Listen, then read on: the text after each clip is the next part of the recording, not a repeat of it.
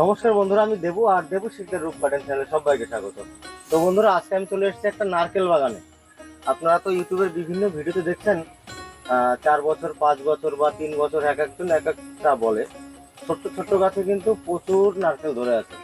কিন্তু এই দাদা এই 4.5-4 বছর আগে কিছু নারকেল গাছ লাগিয়েছিল এখানে, সেই গাছগুলো দেখাবো আর এই গাছের কেমন ফলন হয়েছে সেটাও দেখাবো।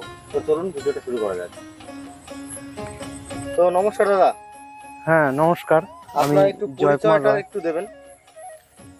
আমার পরিচয় হচ্ছে গাইঘাটা, রামপুর আমার গ্রাম। আর রামপুর আলু কোল্ড স্টোরের পাশেই আমার বাড়ি।